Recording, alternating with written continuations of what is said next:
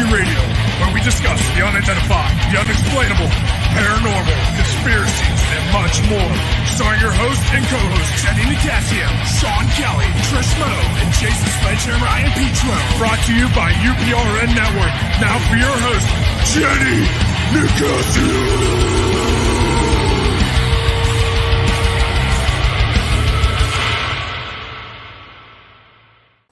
Hey, good evening, everybody. Welcome to Hi, Jenny. Jenny. Jenny and Trish took the night off, so me and Jason are like filling in, and we're on 105.3 New Orleans, and this is going to be new. But you know what? We're going to kick ass tonight. Is what we're going to do. Yeah, hopefully. But hopefully. Oh, you forgot. What is it? Torture Tuesday? Yes, it's welcome to Torture Tuesday. There you go. Yeah. And what we're going to talk about tonight is oh boy, I'm screwing this up, but that's okay. We are going to be talking about paranormal tonight. Yes, and the skeptics. Thanks, pal. And the skeptics, and the scientific part behind paranormal hunting. Listen to me. But before we get into all that, hey Jay, how's life been treating you? Oh, it's pretty good. It's pretty good. We just had the holiday and everything. Just getting back to normal. After all that Easter food and all that fun stuff, and the Easter Bunny was here, so there's plenty of candy. For us diabetics, right. It's perfect. Love it. But how was yours? How was your Easter? My Easter was okay. Mom was a little under the weather, so I ended up cooking the dinner. I finally had the day off and didn't have one of them in a long while. And but it was okay. My son called. We got to talking a little bit, and no candy here, dude. None at all. I gotta say, it was funny. I had to go to the store on Saturday, right? Just pick up some, last minute things. And I must have heard at least 4 people flipping out. This is a Walmart about there not being any hams left. Now it's late Saturday afternoon. Easter was on Sunday. There was one lady going off on one of the employees, and he's like, "Well, there might be some in the warehouse. I don't know." Oh my God. Who waits till that late? I tell you what, they ordered hams what we sold last year, and it was like nobody had money, and no one bought hams. Yeah. So we have so many hams left over. It's like we're talking the manager into putting them down to 99 cents a pound. Toward. So if any of y'all are interested, get a hold of me and I'll get you one. Yeah, now's the time when our discounted. It's Easter's over. Yeah, I'm still on Easter. We're still on the Easter sale. Yeah, but anyways, now that we got that all out of the way, yep. Why don't we just dive right into a little bit? Tonight we're going to be talking about paranormal. Mm-hmm. We're going to go over a couple different things, like Shawn said. Some basics of ghost hunting. How teams work and, different jobs of individuals. And, we're going to talk to some skeptics and, see if we can get some information on the scientific side of things, as well as our beliefs. And, we're going to just see how it goes. Mm-hmm. So, and tonight we have 2 people in our group. We got Russell and we got Val. Hey, guys. Hey. I hear crickets. All right. So, Jay, let's start off with you. Just go around the horn. What is the basics of ghost hunting? Well, the basics of ghost hunting, all starts with a haunting. People believe there's spirit activity going on, or, there's some things happening that they can't explain, and they want to, look into it further. Now, the ghost hunting is a bigger thing than it used to be way back in the day. You can reach out to different groups and, have them come over and investigate. And, it all starts, with the history of the place. You want to find Mhm. out the history of whether it's a house or a historical landmark. Find out the background. If there was deaths there, anything you can get that might help in the investigation.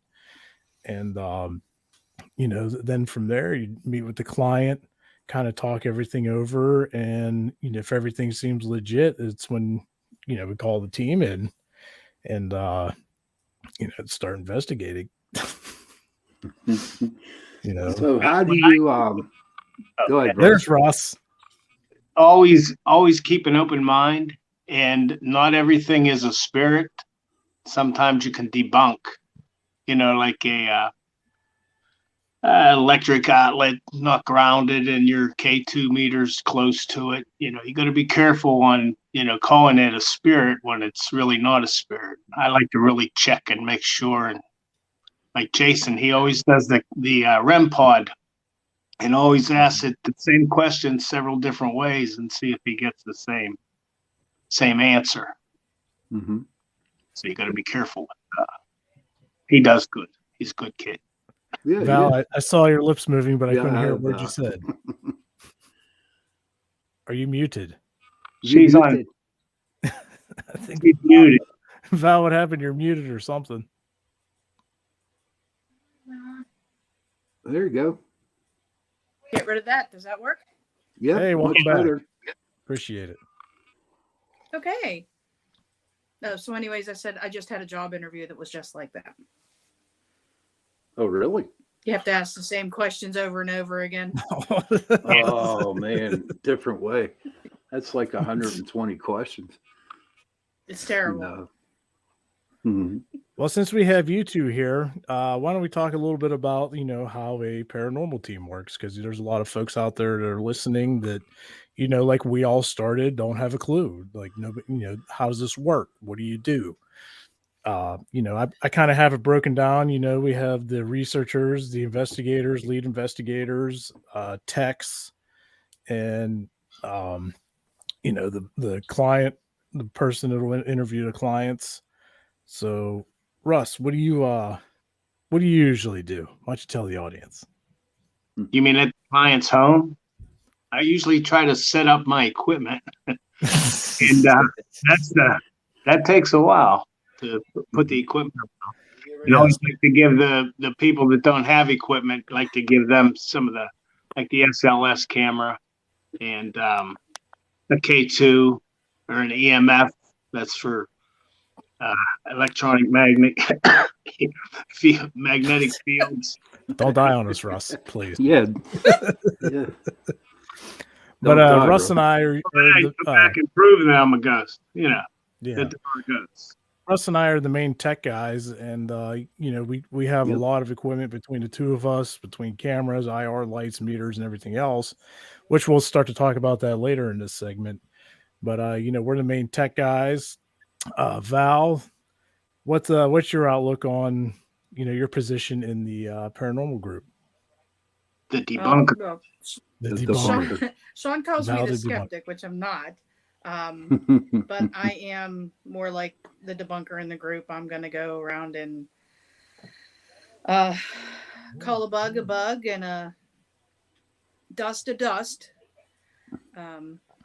Just basically looking at things and seeing if it can be explained somehow other than paranormal. So if there's a normal explanation, I want to try and find that. Let me ask you this, Val. Since you're talking about, determining what's dust and, stuff like that, a lot of people have the question, how do you determine what's an actual orb compared to dust or bugs? How do you do it? How do I do it? I would say that I take a look at the room around me and how the air currents are moving, the quantity, whether or not people are moving around in the room. People assume that just because there's a white spot shooting across the screen, that it's an orb, because nobody's in that room, so there can't be any air moving. Well, something that small and that close to the screen is going to look like it's moving fast. And it doesn't really require a whole lot of air movement to move a particle of dust. Right. So I would say that, I mean, a lot of times if you're in a room and you're using just say a regular old flash camera or even a flash on your phone and you're taking pictures, if you look at the flash instead of the screen that you're taking pictures from, you can see countless bits of dust in that flash. Right. So if you can see that, then probably what you're getting on your screen is not an orb. Now, something that I've noticed, just from experience, determining the difference. Now, this is just my personal opinion. It's different for everybody. But when I'm reviewing footage, especially nowadays with all these high quality, high definition cameras that are becoming more and more affordable, what I will do is I'll go back, whether especially if it's a video, and you see the particle flying by the screen like you were talking about, I'll go frame by frame. And I actually record in 60 frames a second. So everything's more clear rather than like 24 frames like movies are shot in and everything. And, when doing so, you can zoom in, you can see if it had wings, to verify if it was a bug or not. Or, you might see other particles around that could prove it's dust.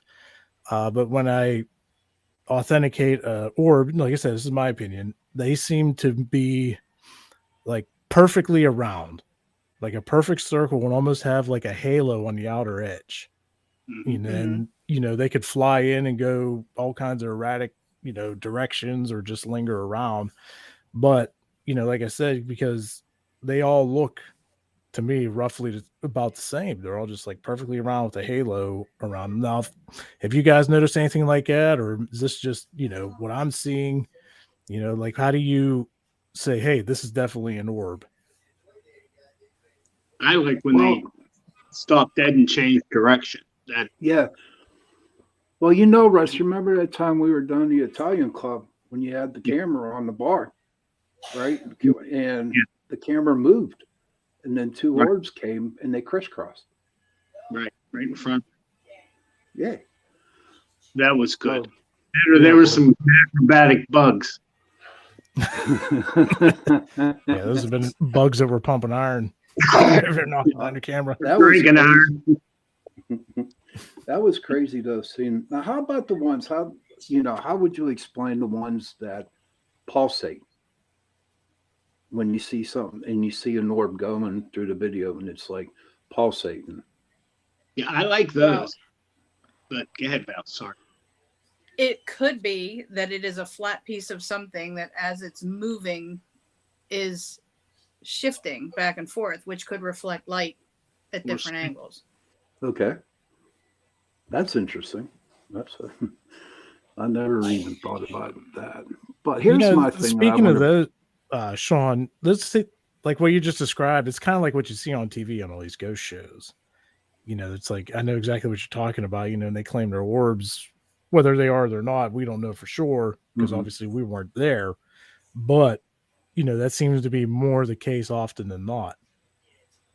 Yeah. But also, how about the times whenever you're in an investigation and you just have this like feeling that something's there, and somebody takes a picture, and then when the picture comes up, you have a real bright orb right close to you. Yeah, see, no, that's something that's going to be, it's got something else to back it up. You know what I'm saying? Other than just, okay, here's an empty room and here's a circle in the room. If you're getting, say you're getting hits on your EMF or something like that. If there's something else in conjunction with that orb, then that's like, 100% more believable than just an empty room with a dot. If there's any listeners out there that have a opinion or thoughts on anything we're talking about, feel free to leave us a comment, and we'll read it off and discuss it. Your opinions on orbs or spirits, ghosts, whatever you want. Be sure to drop us a line, and we could talk about that. Try to get everybody's input. Yeah. So, Russ, can you explain to our people out here about the SLS camera? What the SLS is it uses a Xbox viewer, and it shoots at thousands of lasers, like a laser grid, and it's programmed that to pick up human figures, head, arms, legs, body. And a lot of times we'll be in a place where there is no people, and it'll pick something like that up. Like the time we was in that, forget where we were investigating, and I said, "Look, there's one sitting at the table." The Kinsman house. And the Kingsman. And I said, "Put your hand up and wave," and it put its hand up. Right. And then we walked over to it, and instead of just disappearing, it just took off. Oh, wow. Now, that was one of the best ones we've ever got. So what do you think, do you think that's actually a spirit or anomaly? What do you It's think? an unexplained phenomena. One thing I have noticed with SLS cameras is, you have to be careful and learn how to judge what you're actually seeing, because the camera can pick up objects and make points on the objects. There's actually not, a spirit or ghost. It's just something that's sitting there. Yeah, the first time I used it, it picked up one of your guitar cases in your basement. Hey, there's a spirit jamming on it.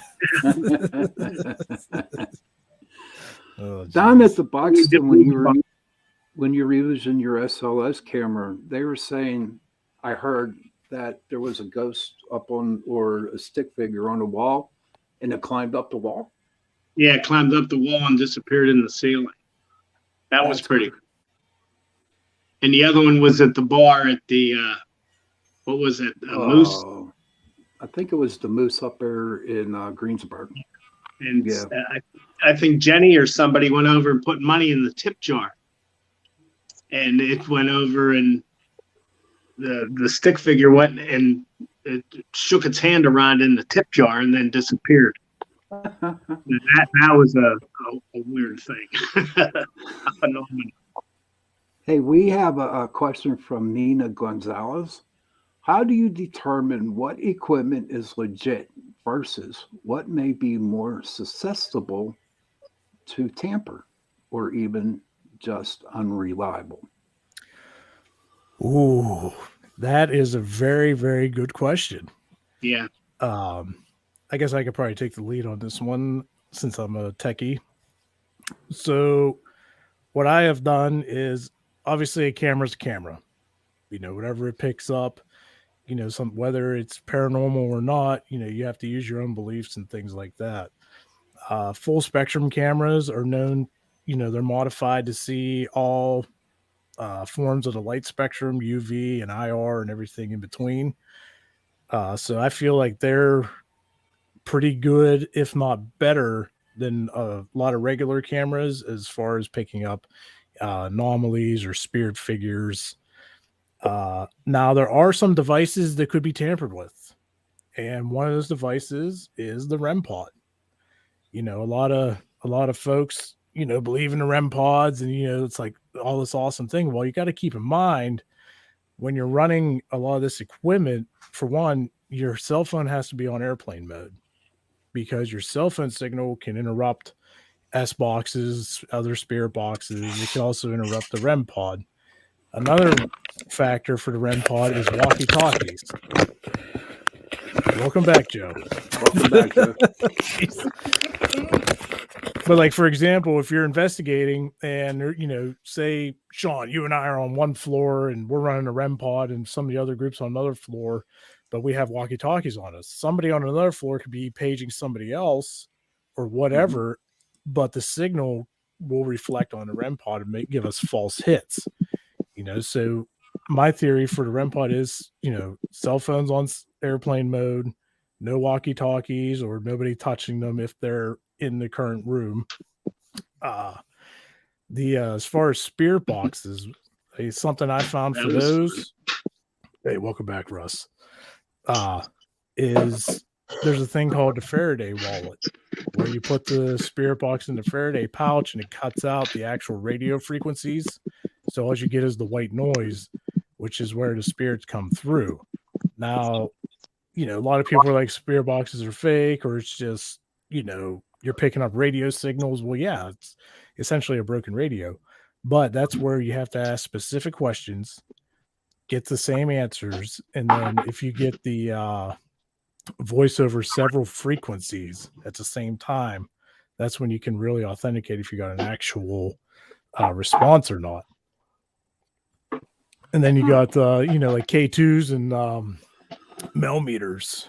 Those are easy to trick as well if there's fluorescent lights, a lot of exposed wires, power lines outside. So that's where doing basic sweeps of the wherever you're investigating first to get a baseline will help you depict whether you're getting actual hits or if it's just remnant EMF from, any power source. But we could talk more about that in a little bit. But there's a second question behind that from Nina. How do spirits fit into the scenario for those with faith? How do they? Ooh. Did it again.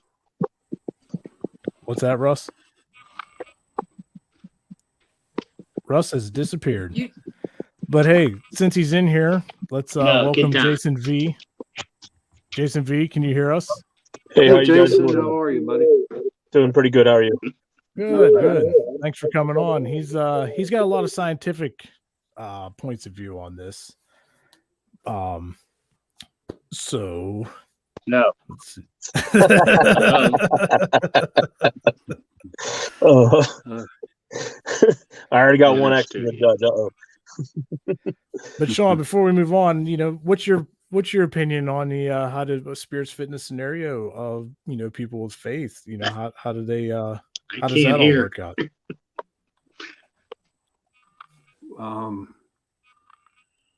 Well, I think that spirits, I'm like totally confused because I wasn't ready for that question as usual. Oh, get ready. The time is now. I don't know. The spirits for those with faith.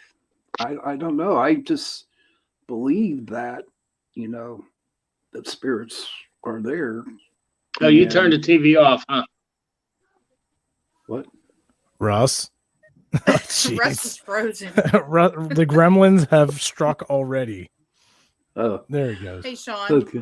So, Shawn. yes, Hey, Val? what? Yes. I think she may be asking those of faith, and I'm going to guess she's talking with about Christianity and, the afterlife and going to heaven and blah, blah, blah. And, we're saying that these spirits are still here on Earth. Oh, okay. Why are they still here on Earth, you think? Maybe. All right. Wait, no, Well, I think so I'll go back to that question real quick because I had a couple thoughts on it. I've run into several people that are, devout Christians, and a lot of them don't believe that there are ghosts. They don't believe there are spirits, because it's not mentioned in the Bible or what have you. I was born and raised, in religion, and I've had a lot of experiences, so I have a different outlook. We're not here to change anybody's mind or anything of that nature. It's just your opinion against theirs, but that's their belief. It's not mentioned in the Bible, so that's totally, their, like I said, that's their belief on it. I know it's real hard in the Catholic Church too, because it's like if you mention ghosts, man, you committed a sin the way they look at it. But with the spirits hanging around, I mean, the way, from my experience, it's like once you die, okay, your spirit leaves your body. Your body is just a shell, and your spirit lives within. And once you die, that light is open. Okay, and people can actually go straight into the light. But there's 3 reasons why they hang around is because they have some unfinished business to take care of. They also have, they didn't quite get ready, sometimes they don't even think they're dead, be honest with you, if they die so suddenly. But the main one is like, like, get for instance, Matt and Val, right? You know, Matt and Val do everything You're on the spot, together. Val. She got a good hubby too, man. She's a good girl. But Matt and Val did everything together for the longest time, 50 years. I mean, they were brutally, totally in love with each other, and they were inseparable, right? Now, Matt dies, okay? And Val, on the other hand, is just like bawling her eyes out, and she's sad, and she's depressed. Will Matt leave her in that state of mind that she's in right now? And I personally think Matt wouldn't. So here's where we have like a thing. So, okay, we got the side that thinks, okay, it's either when you die, you go to heaven or you go to hell, and that's it, because there's no spirits.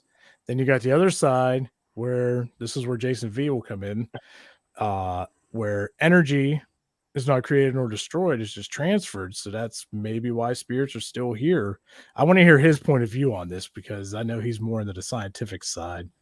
Good. Jason V, welcome to the air. Welcome, buddy. Welcome, Jason V. Appreciate you having me.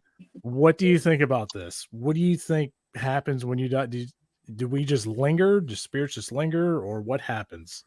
That's the great question, isn't it?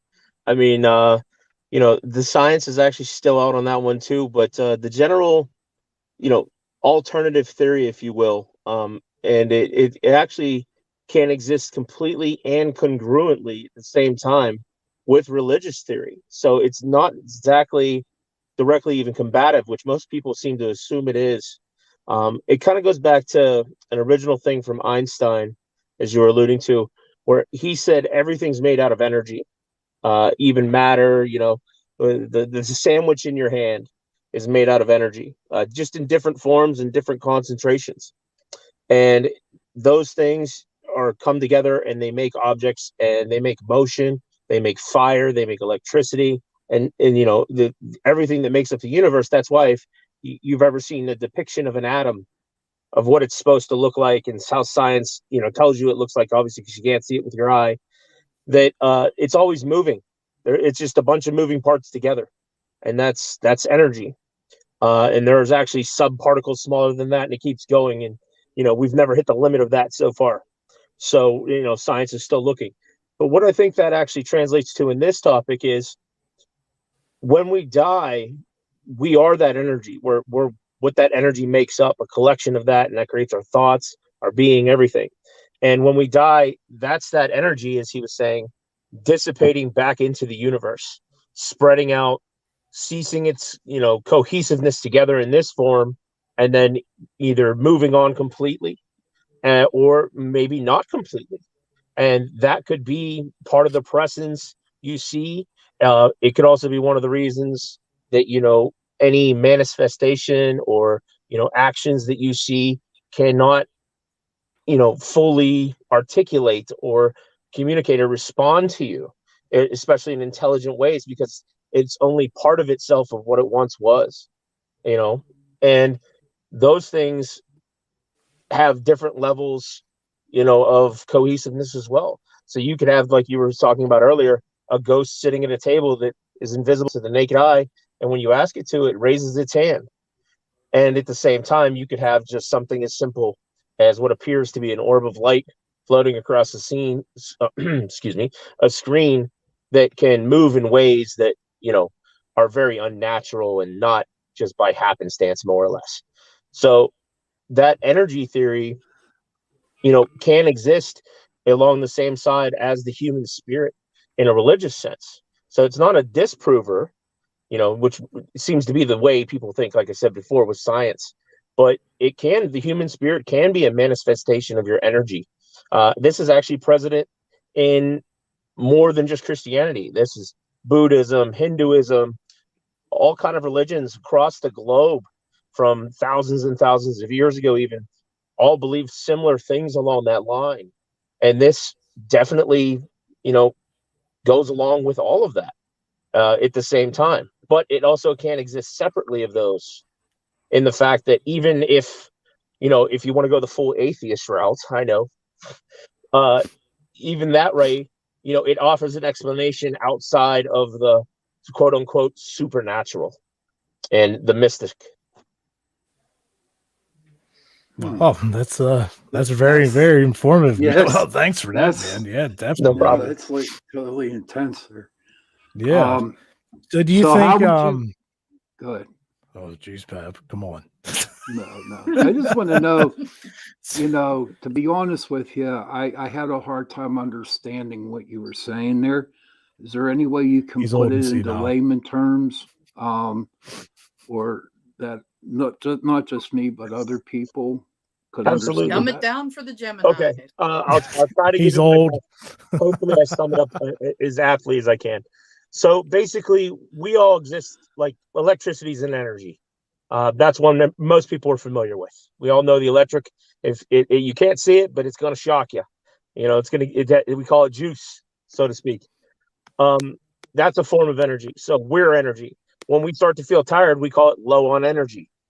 So we're all eating food, drinking. Our body produces energy. So we're constantly an ebb and flow of energy. Now, at any point in time, for one reason or another, if we don't have that makeup in ourselves to exist anymore, and we die, expire, then it is possible for part of that to still linger around in the world. There are a lot of different forms of energy out there that is even hard for some advanced scientific equipment to detect. But we can see with certain things like infrared, electromagnetic. A lot of people are very familiar with those two in this field. But there are other things out there as well that are a lot harder to detect. So animals, for instance, certain animals, a lot of people don't know this, can actually see infrared light where human beings cannot. So that energy can stick around, at least in partly, like your thoughts in your brain, those electrical synapses in your brain. That's energy flowing back and forth and interacting. So part of that energy, just because it's not contained in your brain anymore, doesn't mean it doesn't exist. It might have just spread out, and part of it may have kind of stuck together in a way to the point where it still interacts in a certain way that was familiar to it within life. And maybe even in form to be something that, still possesses some sort of coherent thought or interaction ability. Is that a little better? No, Yeah. that's a heck of a lot better. Yeah. Okay. So with all that being said, in the paranormal world, there's spirits that seem to have so much more energy than others. Like do you believe there's a certain way that they might retain more energy rather than just dissipating out? Because there's a lot of times we'll get more intelligent responses or stuff moves compared Absolutely. to other times where there's, maybe a light or flicker or something, like basically how do they determine how much they keep, or is that just something natural that happens? I think it's a lot of everything. So I think it could very much, like in life, happen by happenstance. Sometimes you get lucky in life, so to speak. And I don't think anybody, crosses that threshold and kind of knows what they're doing. Some people may have an educated guess that may work out or pan out, but like they say, you can't take it with you. So you really don't know going forward. At least I don't. I know that. And but like as Shawn was saying earlier, there may be, certain things that allow you or enable you to take more of that consciousness or energy with you, or allow it to stay more concentrated together to be able to form a consciousness like that still. Whereas if like you crossed in a bad way, or you were murdered, or you had an unfinished business, like he was saying as before as well, like if a husband were to die, etc. So those things, if you have a purpose or, something traumatic with high emotions behind it, I would imagine if there's a good as cause as any to keep anything together, it would be some kind of grand purpose like that. Also, I mean, it could happen by, like I said, by luck. You could go to the other side and find out you're fully capable of throwing lamps across the room. And, I mean, you could be like, well, I guess we're sticking around. It's I think if anybody knew the rhyme or reason, we would have heard from them by now. Right? Jason? Jason, I got a question for you. Uh-oh. We Wait, were which talking Jason? we were talking about the orbs, okay, Yes. earlier on. Where do you stand on the manifestation of orbs and how the energy is used in order to create that, or to create, or like, does the energy gather? Does it go away? How does that work? Okay, so it can do a little of both, all of the above. Excuse the passing lights. My neighbor is I don't know. So anyway, no, I think that's a partial manifestation of that energy. Is the best way I could develop a hypothesis around it, and where it is something that still exists in somewhat, even if in a small way, a cohesive form, but at the same time, when it can move in those erratic ways, which are not in any way, shape, or form could be happenstance or such, that it would just and when, especially when it does interact, like when you say, "Oh, can you glow brighter?" and it does. Those kind of things are some measure of that energy, that cohesiveness, and somewhat of a level of consciousness sticking around together to work together and retaining somewhat of its former self. Now, that's not to say that the orb you're seeing wasn't Lucy the cat, because I believe if it's possible with us, with our energy, it's possible with the cat and the dog in the house as well. And the cat, while it may be considered a more simple-minded animal, at the same aspect, it does possess consciousness, it does possess emotions and being, and it is that same energy. So with that being said, that orb may be the manifestation that happened that way. So you're calling out to it, and the cat would normally stop and look at you and do a little motion, and then it goes on its merry way, like cats tended to do while they were alive. Okay. Very nice. So speaking of energy, we had a comment that says dissipating energy is another word for wasted energy. So it is irrecoverable in any form as far as we know. What's your thoughts about that? No energy under unified energy theory is wasted energy. It is just not currently being channeled for the purpose that you'd want. So take electricity. If you have electricity that dissipates because of heat or something and not go to the device you're trying to power with that electricity, that is technically considered wasted energy. But it doesn't mean in the grand sense of the universe it is wasted energy. Under unified energy theory, energy exists and it's just a constant ebb and flow. So it goes in heat, it goes in motion, it goes in light, all kind of different ways. And once it flows to that, it flows to something that doesn't have as much energy, and then it'll it's a constant trade. So that energy is still in the universe. It just may be being used in some completely different manner after it is used in one way instead. So the energy that makes up me today, 1,000 years from now, could make up some guy named Dave who flies around on a hoverboard.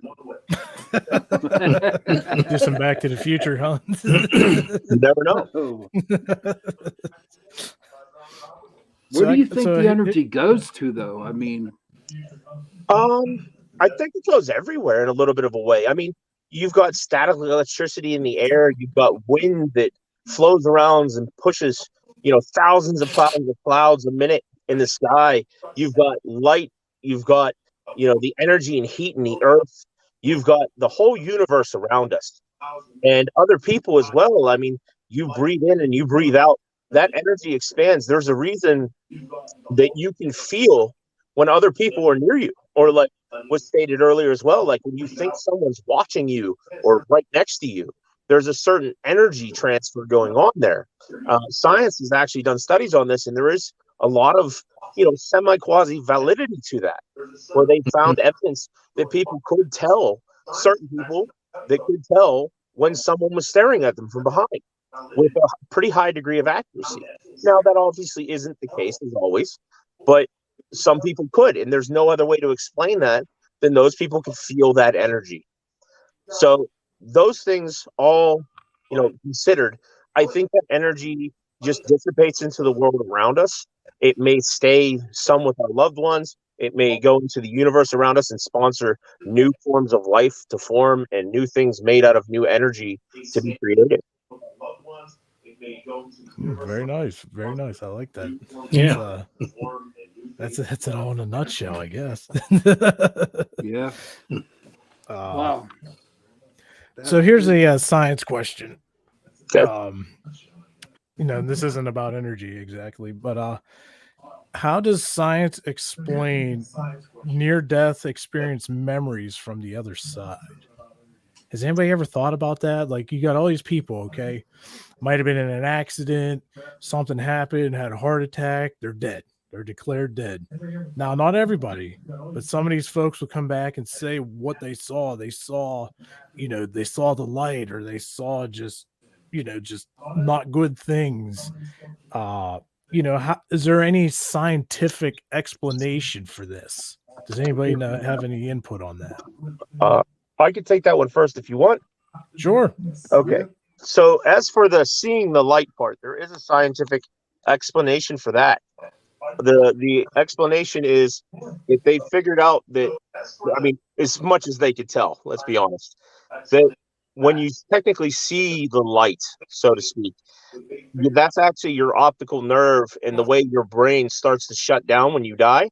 Okay. And you actually, that's the last thing you see, because your visual acuity, your brain processing behind making those images into something where we actually see, that starts to break down. So you start to not see images and you can only see light or color or etc. And that's kind of like what we see as we go into this light. Now, for really deluxe images, things like that, science thinks that is very, very vague. They think it would be like part of the hallucinatory factor of going through something traumatic, stress-induced. And that could be something that really, can manifest it in a lot of different ways, but they're definitely not sure on that. So that's pretty cool about the scene. I didn't know that about the the last thing our brain would see would be the light, because it's trying to make an image, but there's nothing to make an image of because it's shutting down. That is interesting. That's really cool. Thanks for that bit of information. Absolutely. Russ, I've heard endorphins are released. Massive endorphins are released when you're dying, and it's your body's way of coping with death. Huh? I didn't know that. I read that at all. What about the folks that like don't see like a light per se, but they just see just total darkness and like oppression? Like the total opposite of light. They don't see anything else. It's just black. Like, what is that? Another part of the brain, or that's just how there are differences in how your brain could shut down. Human beings are such a complex, if you want to quote unquote call it that, a machine, that they are so complex, and no two people's brain works the same way. That's what makes us individual. We have individual thoughts, individual emotions, because everything that makes us up is not built in a cookie cutter form. It's not built like just a straight ladder across the board and you plug things in and plug things in there. It's all different. That's why they can't come out with a thing that can read your thoughts, so to speak. Well, they're working on it, aren't they? I've seen some stuff that they're trying to come up with devices. But, they're having a hard time. Even Elon Musk can't nail that one down supposedly so far, and he's throwing a lot of money on it. So, that your brain could just shut down in a way, and it also could depend on what happened to you. Different things affect your brain in different ways. So if you had, say, a baseball hit you in the head, you might see light. But if you had, like something happened to you chemically or something like that, your brain may shut down to the point where, all you see is you slowly fade to darkness.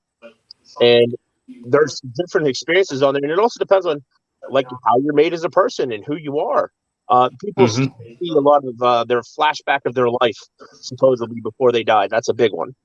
And they actually say that is a coping mechanism in the brain that shows all kind of familiar images and what they call core memories that is kind of like a trauma response.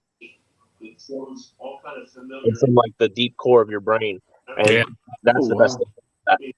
So So here's something I've always wondered. This is for everybody on the panel here. So a lot of people that have near-death experience usually end up coming back, and now they have like a special gift, whether it's like telepathy or like psychic abilities, things like that. How does that get triggered? That's got to be what, like another section of the brain getting energized? Well, I've always wondered that. Like, what's the science behind that particular, Yeah, I'd like to know about that too, because that happened to me in '83. Whenever I did die, I started to see things, hear things, and feel things that weren't there, and I really thought I was going crazy, and it was explained to me through some people who work in the metaphysical field that what happened was when I died, my old spirit left and the new one jumped in. Okay. Which, made, I guess, my gifts a little bit higher and stronger. You know what I mean? But that's what happened to me. I started to see people that weren't there. I see dead What people. I find it might be a little bit interesting, and I can't back this up. It's just a thought that's in my head.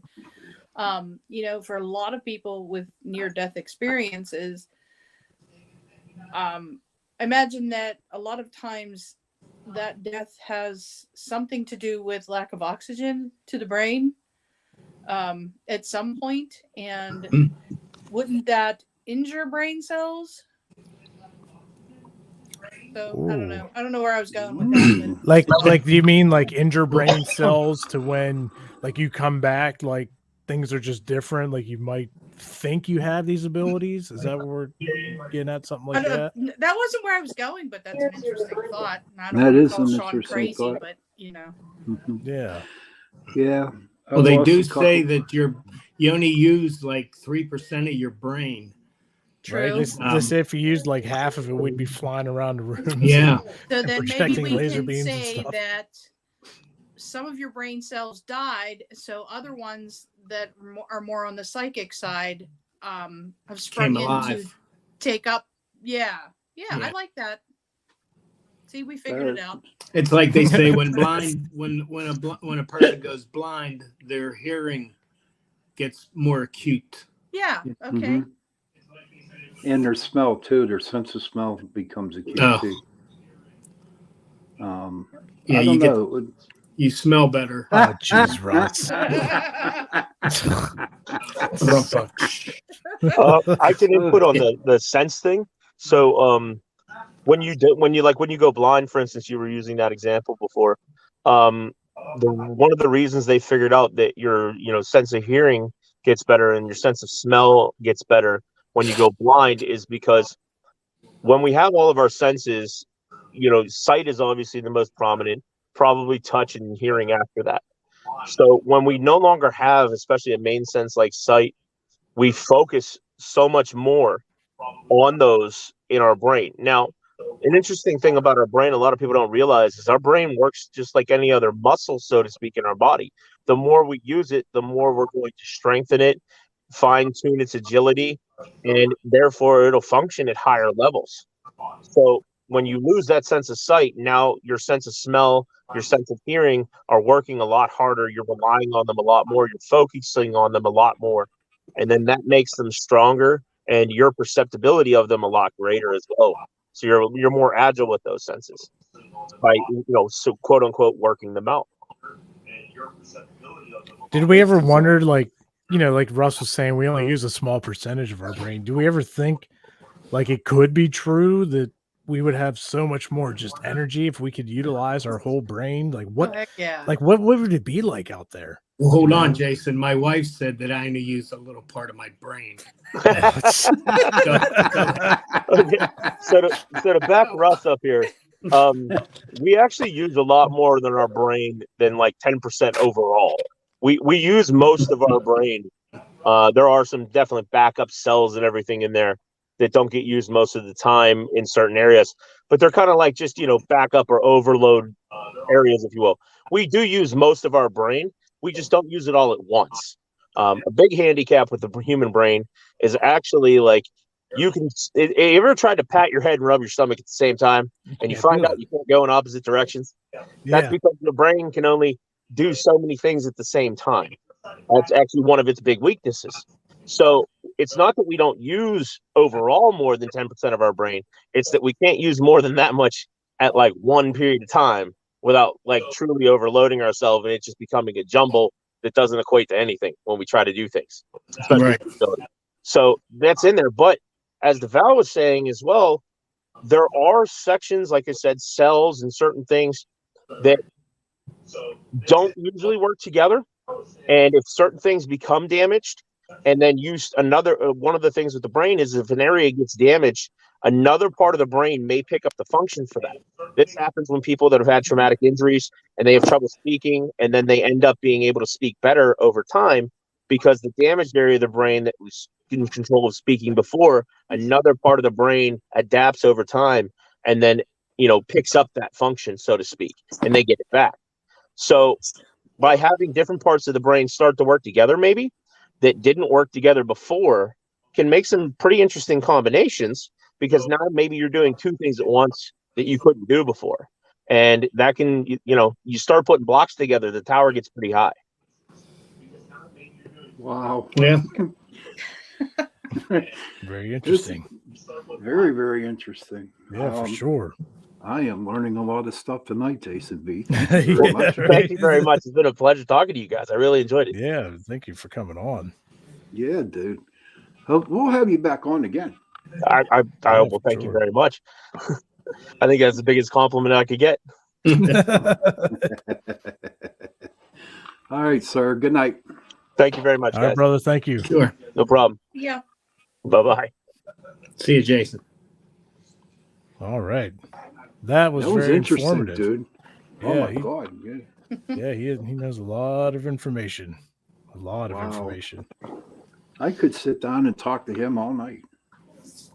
Just absorb all that. I have to bring a tape recorder in with me, just to, try to decipher, what he says. But that was really what fascinated me about the whole thing is when he mentioned about when you die, when you see the light, it's actually your brain trying to focus on something. Yeah, that was neat. And there's nothing there. Yeah. Yeah. That's me, really that cool. was like really interesting.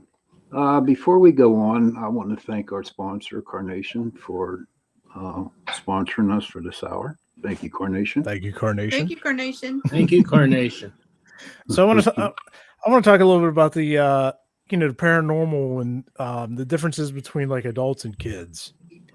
So a lot of people, like us, Russ, you never feel nothing hardly. I see a lot for some weird reason. You see a lot. Yeah. I see things ever since I was like 22. I seen that woman stand in the middle of my hallway, and it just changed my life forever. It made me think there's something more to this world than what we know. Yeah. Back then I was didn't care about anything, didn't think about God or life after death till I seen her. And it just made me think, you're not as smart as you think. What do you guys think about like kids being a lot more susceptible to the paranormal than us as adults now, as investigators in paranormal, being part of the group, we're looking for ghosts. We're ghost hunters. We're looking for them. We got the equipment. We open ourselves to the beliefs of spirits and, ghosts all around us, but a lot of times we may not experience anything, but it always seems like little kids are always, the ones more susceptible to it. Like, what's your opinions on that? I mean, is it just because they're so fresh and they don't understand it yet, so they're just more their mind's not polluted with people's beliefs, to say. So I think that would be a good piece of equipment for you to take with you, Jason. Yeah, you take my 2-year-old. Here's something interesting. So take the boy, put a leash on him. Well, here's the thing, we have cameras, and I got all this ghost hunting equipment, and every once in a while, stuff might act up in the house, and we might actually hear it or see it or whatever. But as of recent, my 2-year-old, he's been like waving at somebody, saying hello and bye, and we look, there's nobody there. And it's just fascinating to see the difference between, a very young human compared to an adult, when we're actually looking for it. We can't find it, but then here he is like, hey, hello, goodbye. And, look over your shoulder, waving, and you turn around, there's nobody there. And it makes you wonder, okay, who's here today? And no, I'm not going to take him on investigations, Russ. Oh, man. We'll get him his own little box. Nuts, we man. can put him in. He's a little but too no, young back for that. to the little kids. And it's crazy because a lot of the places that we have gone to, and a lot of like the 2-3-year-old, I got a story to tell you about that. We did an investigation on the north side. This was a long time ago. And the daughter was playing in her bedroom, and the mom could not hear her. Okay. So the mom got nervous, and she went upstairs, went into her daughter's bedroom, and her daughter turned around and looked at her and said, "Hi, Mommy. Mommy, I want you to meet my friend Johnny." And Johnny wasn't there. So I think that they're just opened up to everything. You know what I mean? I don't believe that there are bad spirits out there that's going to attack a baby. I think that it's more of a grandma type of thing, great aunt, something like that, a family member that is just like playing with it.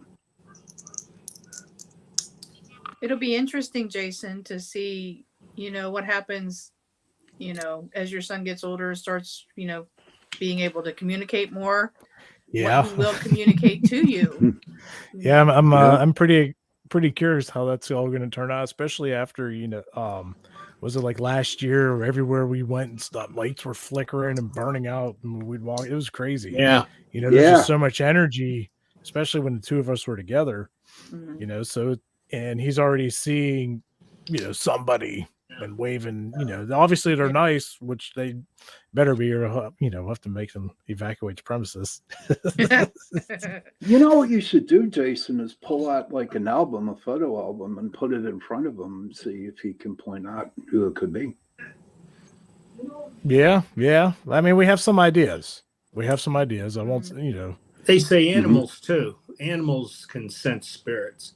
Like we had Prudence up, where was that? Conneaut.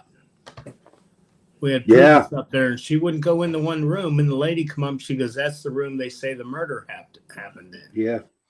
And she went in all the other rooms, but that one, she wouldn't go in that one, or she wouldn't go on the ballroom floor. Ain't that crazy? Yeah. She wouldn't even go near it. Mm-mm. I mean, but cats are pretty good too. Cats. But here's an interesting question. Cats As talking care. about kids, because we know like animals are susceptible, and obviously they can't talk to us or whatever.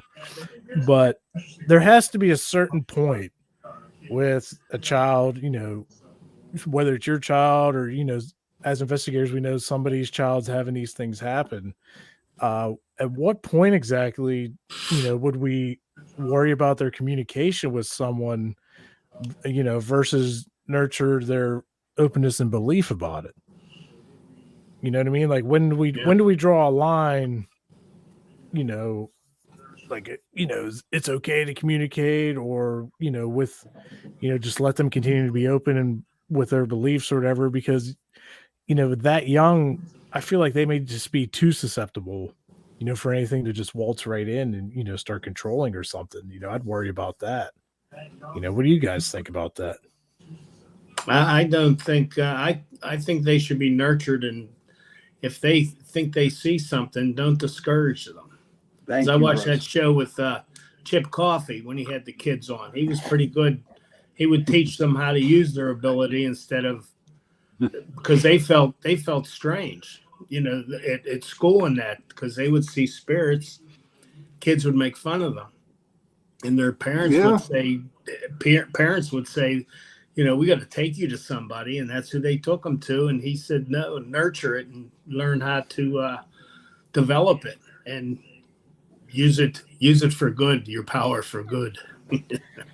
Dover has what- a interesting response on that. He says that adults already having determined what they see as reality would find it very hard to accept new forms of input where children have yet to make those determinations. So they would see the world for what it is.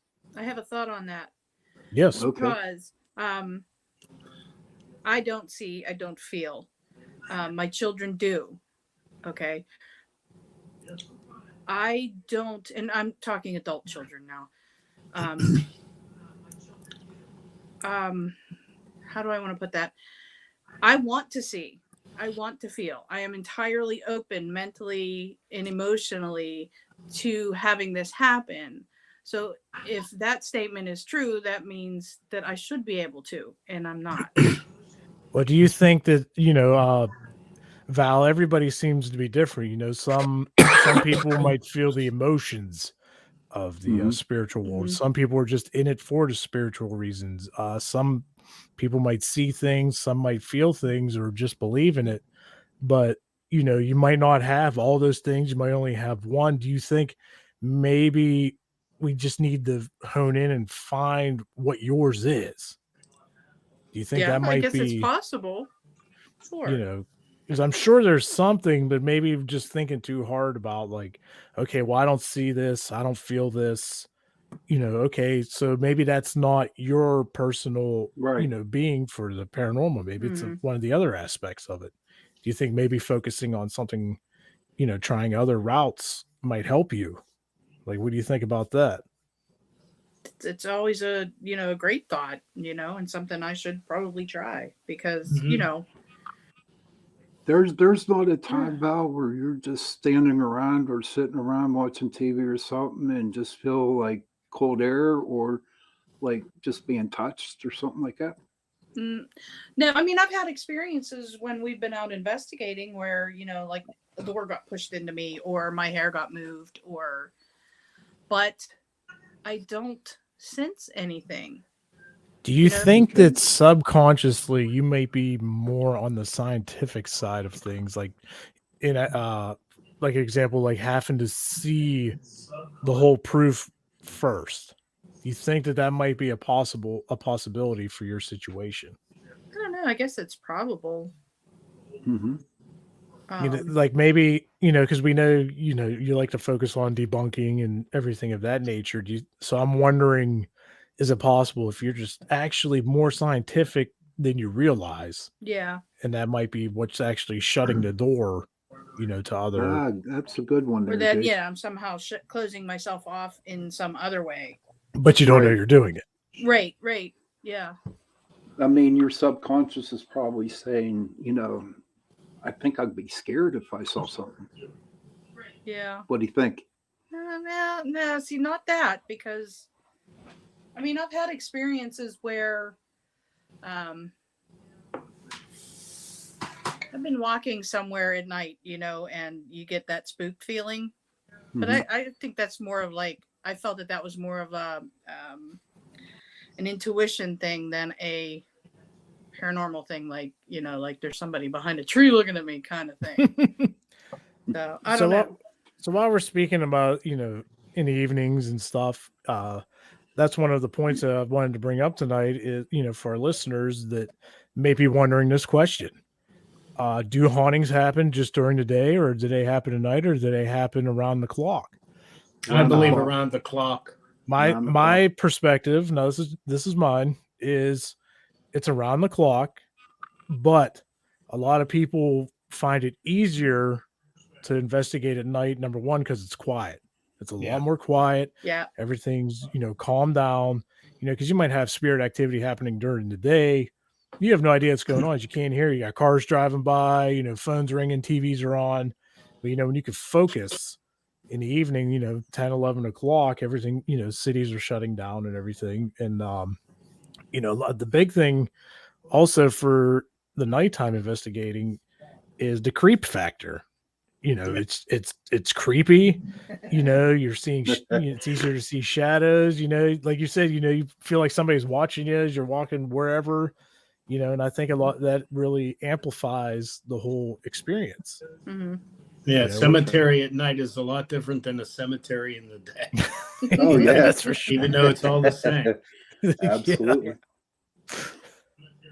But plus, also at nighttime, your senses they do, become a lot more stronger. Yeah.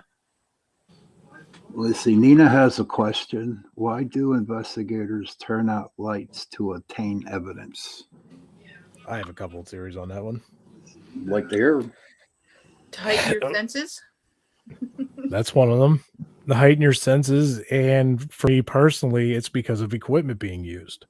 Yeah. We have cameras with infrared capabilities and full spectrum capabilities that I feel when you use the proper lights, the IR lights and full spectrum lights with these cameras, when the lights are out, you could see more for what's actually there rather than lights being on and bleeding into the images and maybe causing, more of a distortion from, what would normally be picked up. And I always figured the spirits don't know IR technology, so they'll come out and walk in front of you thinking you can't see them. Oh, that's a good one, Russ. That's a good I never point, thought Russ. of that. Yeah, that's a real good point there. I don't I'm know. here all night. Well, Any thanks, more Russ. words of wisdom, Russell? Any more words of wisdom? That's about it. I'm about out now. No. I think the darkness, when you can't see anything, but then you look through your viewfinder and you can see with the the IR camera. It just gives you a sense of maybe I can see you, but you can't see me. Because I always ask the spirits, can you see us? Because we can't see you. And so far they haven't come out and materialized, but they've knocked on things. And something interesting talking about IRs. Every time I watch, ghost shows on TV or whatever, and they're using IRs, have you guys ever noticed that the room is still really dark, except for like a focused point of where the infrared light is, and then you'll see more shadows or whatever. Now, when we're investigating and I'm using IR lights, mine, really good quality ones, and they're really bright. So when you're in a completely dark room, it looks like, if the lights are on, that's how bright they are. I'm kind of wondering, does that play a factor in the possible evidence, in the possibly capturing stuff, because it's so bright now compared to maybe more dark. yeah, It's just something I've been wondering, if you guys got any input on that, possibilities. Like I'm trying all kinds of different things, and I'm just, that one's been boggling my mind for a while. I know. I like your full spectrum camera. I mean, to me, that's the ultimate there. You can put that on the video, right? Yeah, it's got video. I mean, I'd try that next time when we go out. Just put it on video and see what you get, because you do pick up some good stuff on that camera. Yeah, I like video. I don't like still pictures, except the one Val had, because a still picture you could see a face like in a window, but unless that face moves, a lot of people were skeptical about that, and they say that's matrixing, and the whole pareidolia. Thank you. Here, that's a new word. That's a new word for me tonight. Pareidolia. Well, that's when you see faces in bushes Clouds. and windows and clouds and Okay. Yeah. Like the World Trade Center when they rammed it, they seen the face of Lucifer coming out in the smoke on the one picture. I don't know if anybody's ever seen. Well, I know what you're talking about. I've seen that. Yeah. It's what people make that out to be, because they say the human mind wants to put a face on everything. So Dover has a question here. Yeah, He says, this is interesting. One thing he has never seen is a video of a shadow figure or an apparition outside during the day. Do you think it is because it's just harder to see in the daylight? I would think so. I I think would it's imagine because so. a lot of times you need the flash of a camera to actually bounce off of the energy that the apparition or orb is in order to see it. So if you don't have that reflection, then you can't see the energy. Yeah. If that makes sense. Yes, it That does. makes That sense. I makes a get lot it, of yeah. sense. Makes a lot of sense, sir. Yeah, that, Good then res- once again, that might go back to why most ghost hunters like to investigate at night, because we're using flashes or IRs or whatever. Mhm. You can see those shadows when the lights would bounce back off of the energy. Yeah. I mean, there are plenty of people, I'm sure we've all seen videos of, a phone getting knocked off of a table and it's complete day, Yeah. Mhm. I just or watched bird that one. moving. The Yeah. guy in the hotel. Yeah, him. Yeah. So I mean, it does happen during the day. You're just not. I just don't think you can see the actual spirit. Just the results of Right. it's- So, what would you say out of all the equipment that's out there and that we, collectively have and use, like what's each of you's favorite, piece of equipment to use and review or whatever? Is there any particular piece, or it's just like, I just want to use this one today, or you were like, yes, this is the one for me? I like using the trail cams, or what they Okay. call them, static cams. And Russ told me about the video part on the static cams, and I do that now, and it's a hell of a lot better than just still pictures, So I enjoy looking at them. Russ, you got a favorite piece of gear you like to use? What I like it, and I never really got I only got a couple good evidence with EVP recorder. Okay. I love to Okay. hear that there's a voice there, and I know there was nobody else speaking. Like that was up Hillview Manor when I was talking to Jimmy up in You the want to tell that story? third floor. Yeah, You it want was to tell up that there. story? I got a story about Hillview too, so go ahead. Everybody Russ. was down eating pizza, and I said, I'm going to go out on my own. And I went up to the third floor. I was sitting up there, and I said, Jimmy, are you here? And I said, I just come up to see you. And then I left, and the next day or 2 days later, I'm listening to my EVP recorder, and you hear plain as day, F you. And I know nobody was with me. Somebody said he was saying vacuum. Tie my shoe. That was it. Tie my shoe. And I said, no, that's not what he said. No. Because they said there was a guy there that he was a real jokester, and he used to go down and like steal TVs off people and take it up to his room. And he had like 5 TVs in the one room. Oh, jeez. So an interesting story about Hillview. I forget when we were there. What, a few years ago? I think the last time we were there. So, back then, I was taking EVPs and running K2 and stuff, and I'll never forget it. It was witching hour, and I forget who was all. We were all upstairs, in that hall that with the bathroom that the guy hung himself in or whatever a very long time ago. Well, that's also the hall that people have seen this creature they call the creeper. Mm-hmm. It kind of like pokes out from one room and it'll dart across the hall into another room, and it kind of like crab walks kind of thing. You guys know what I'm talking about? Yeah. Okay. Well, I remember when we were there, some of us actually saw that, and it scared the jeebies out of a few people. And did it scare you? Well, I caught like the very tail end of it because I was like, I was taking pictures over here, taking pictures over there. But something very interesting about this is why I'm bringing it up, is a couple months ago, there's a few paranormal groups, on Facebook that I'm in, just see what's the latest gear and stories and stuff. And there was a group that was on there talking about how they were just at the Hillview Manor recently, and they described this creeper creature the same thing as what we saw. Oh, wow. So I was like, oh, wow. So this is really cool. So this is, legit.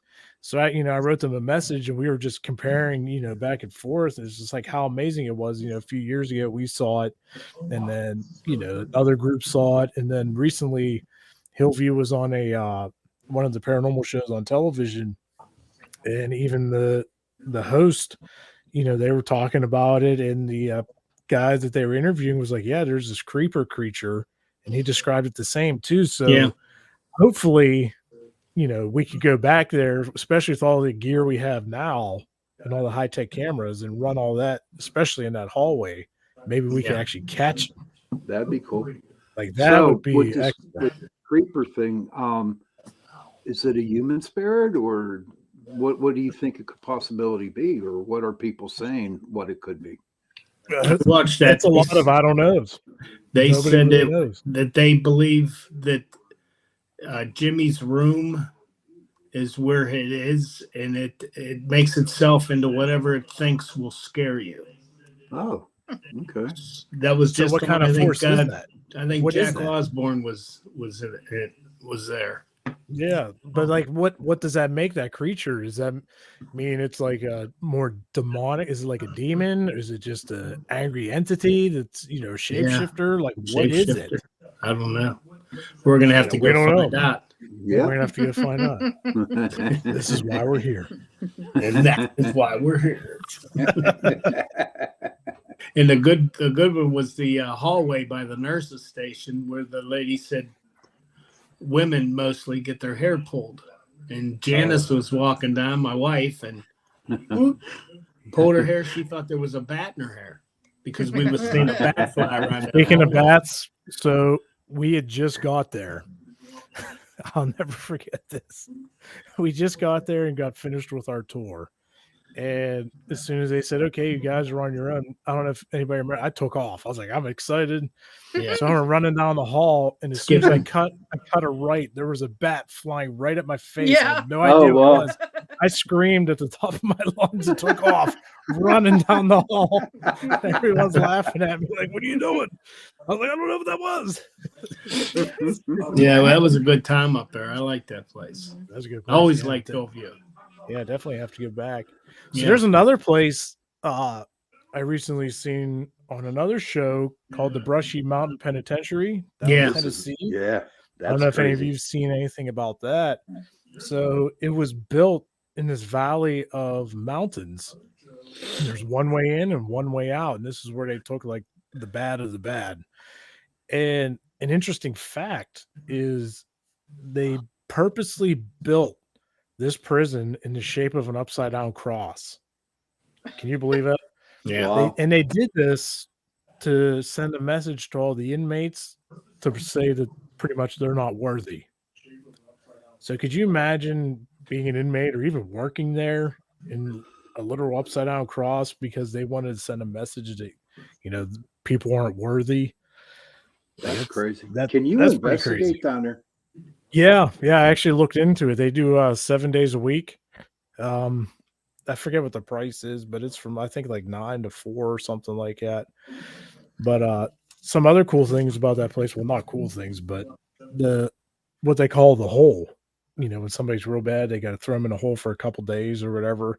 We found out some information that sometimes they would hang the people by their thumbs as a form of torture while they're in the hole. They would give them 2 5-gallon buckets. One would have water and one would be other for use the bathroom. And there's absolutely zero light.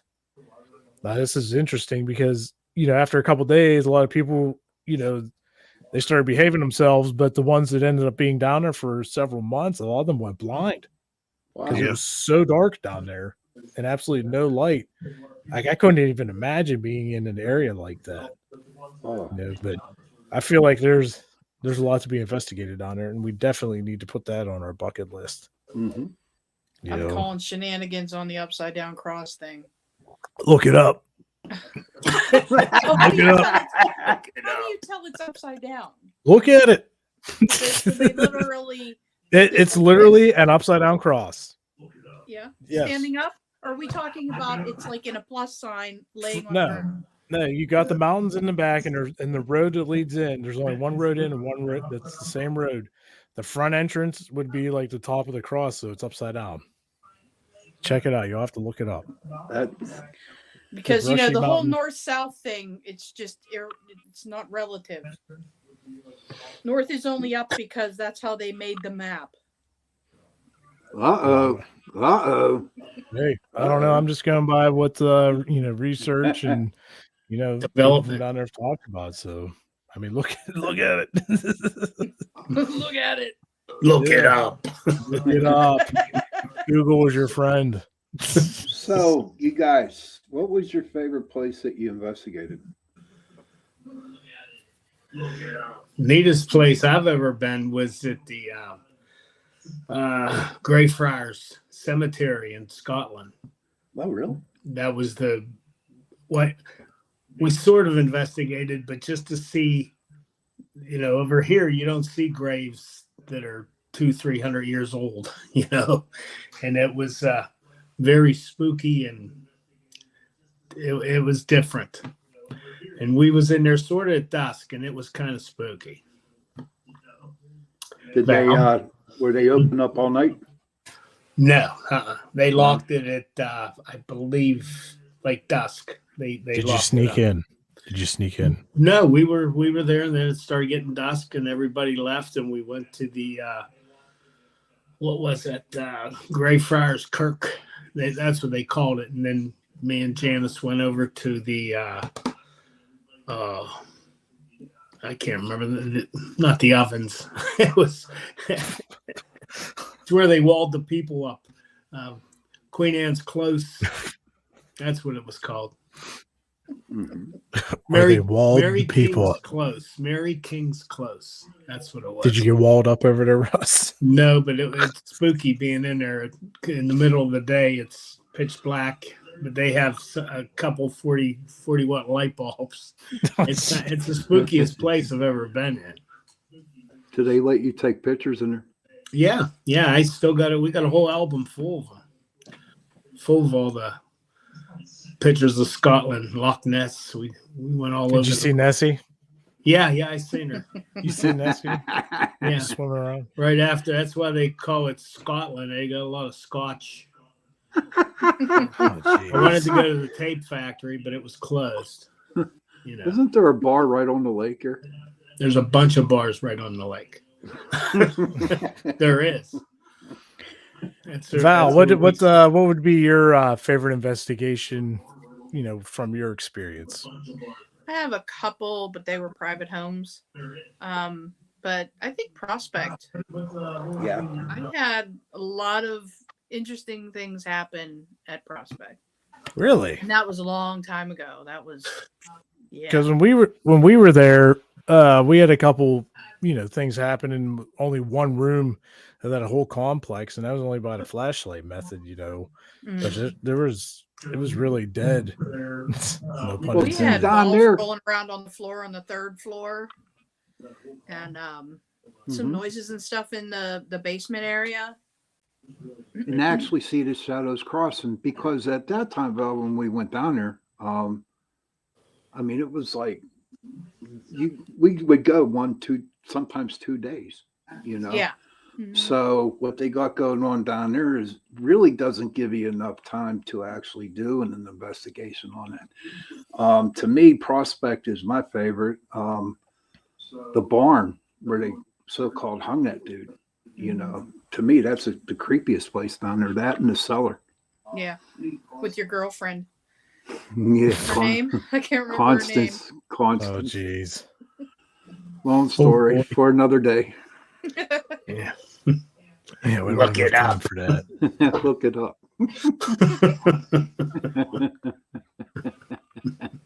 How So about you? here's another one. How would you guys say negative energy plays into the paranormal, and why? I don't really go ahead, Bruce. They say that entities can feed off of negative energy, like if it's in a home where people, and we find this out over a couple of our investigations, people that are the husband and wife are fighting a lot. They it seems the spirits feed off of that.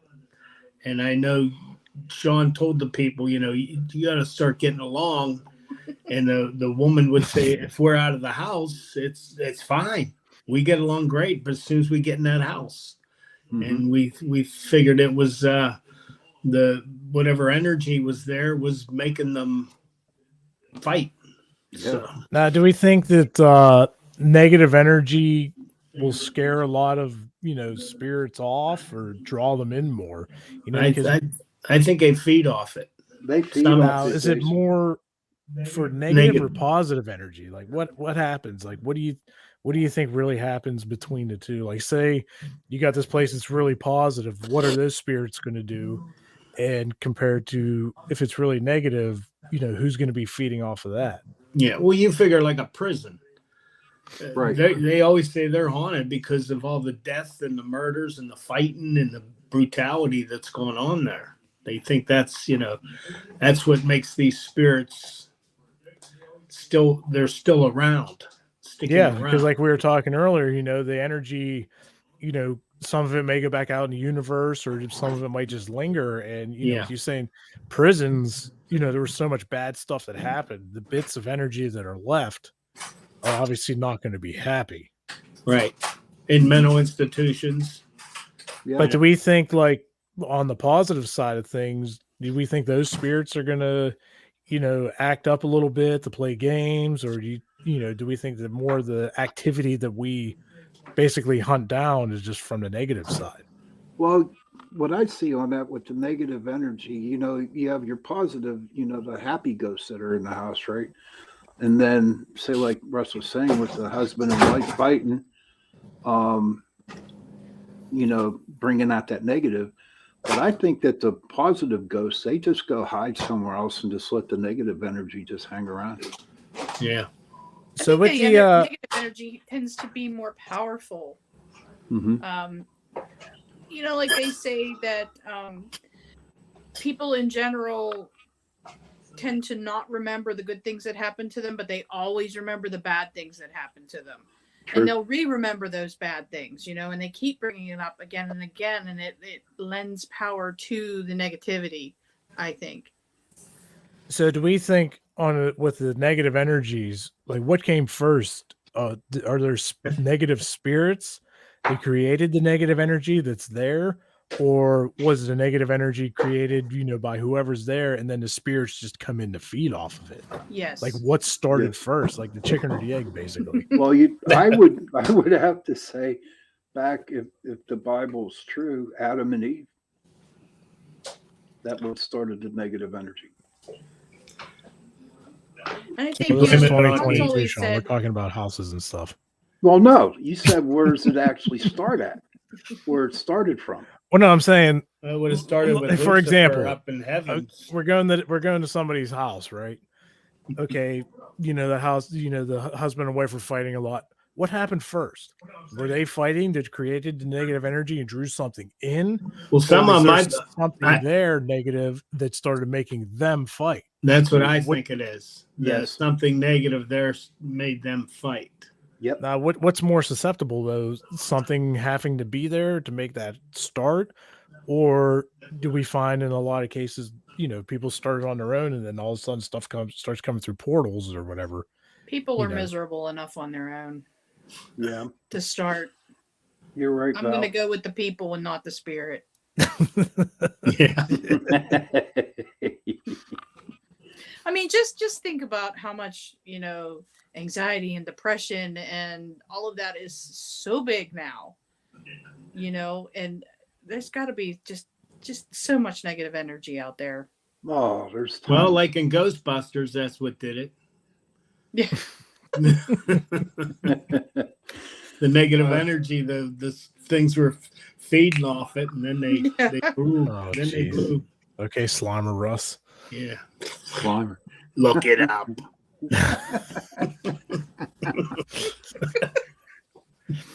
So that's our new saying now, Jason. Look it up. Look it up. This is why we're here. Well, before we guys go on, I just want to say that Val, Russ, and Jason are part of PPS, and they're my friends, and they're damn good investigators. I just wanted to tell you that. So, Oh, thanks. hey, listen, I see you blushing. You're welcome. It's the truth. Well, Shawn, I think it's about that time to wrap it up with our guests and Yes, kind of wrap up our show. Yep, for sounds Torture good. Tuesday. So Val and Russell, Thank you for very coming much on. Thank for you, coming Mr. on Sledge. tonight for Torture Thanks Tuesday. for having me. Pap, Yeah, Thank you and for we'll coming. see you later. Sledge, Val. I'll see Tell you, Matt Val. I said hi. How's Matt doing? Okay, never mind. All That's right, for we'll see you another later. show. That's for another show. All right, guys. We'll talk to you later. All right, Okay. good night. All right. Good night. Good night. I'm still on. You got to click leave studio. Where? The red Leave button the at the studio, bottom. the red button on the bottom. How's that? No, you just Nice. oh my god, you shut your camera off. The red button. I had to. You know they say don't push the red button. Well, push the red button. Russ, do you see the red button?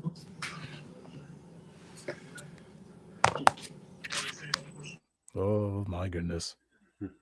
I think he just put himself on mute, but he's still here. Yeah.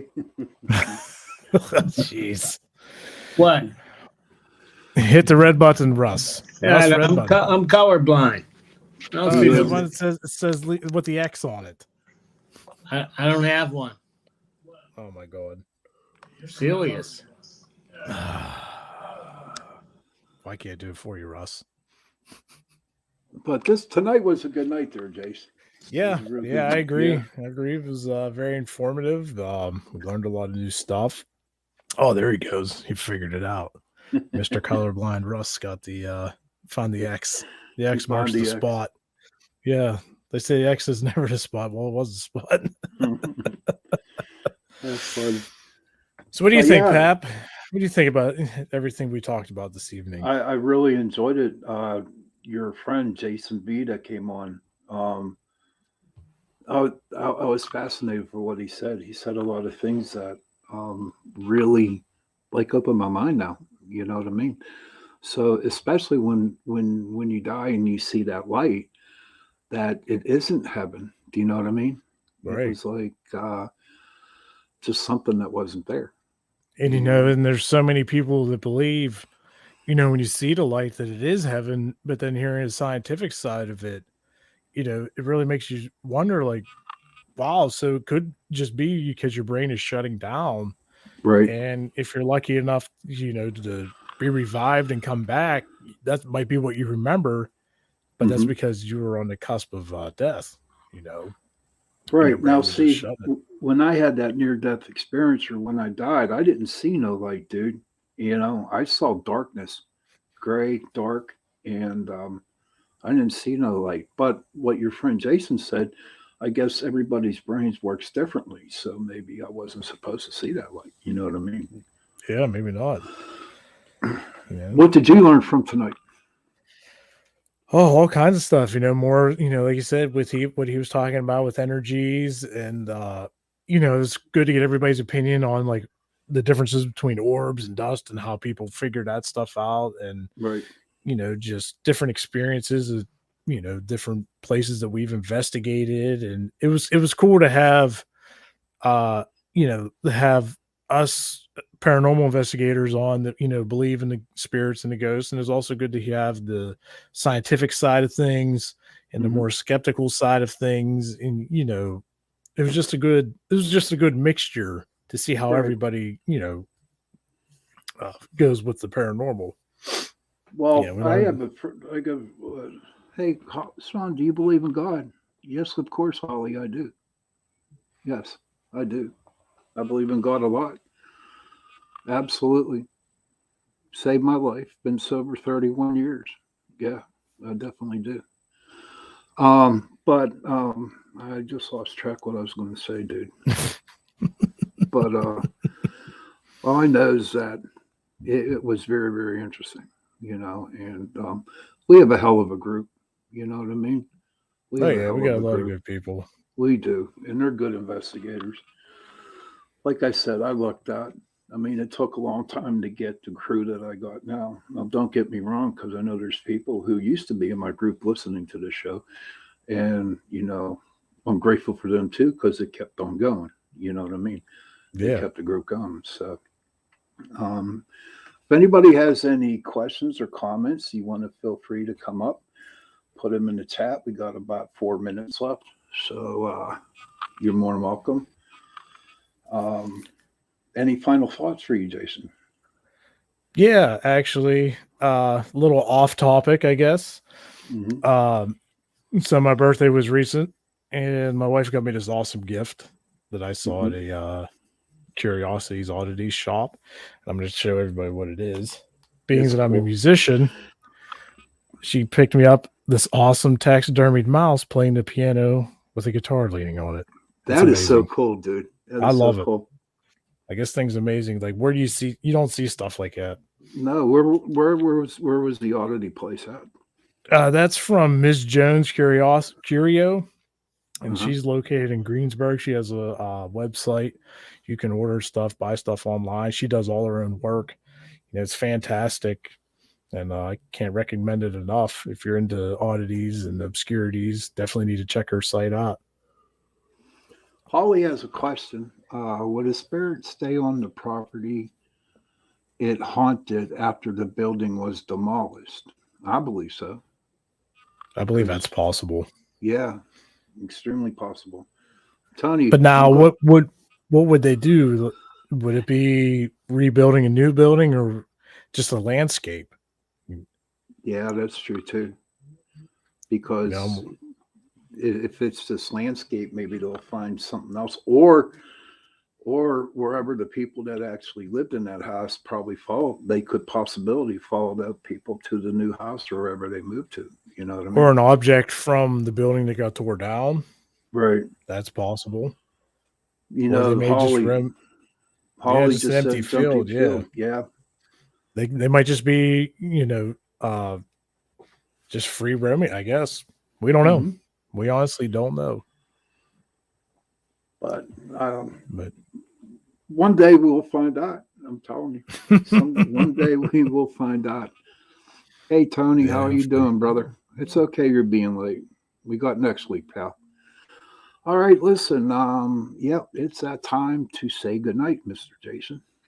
Yes, it is. Thank you, everybody, for tuning in to Torture Tuesday with Shawn and I on Chasing Prophecy Radio.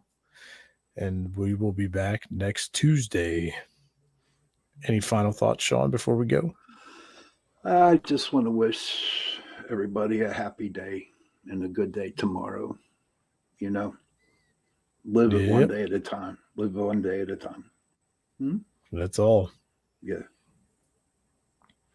All right.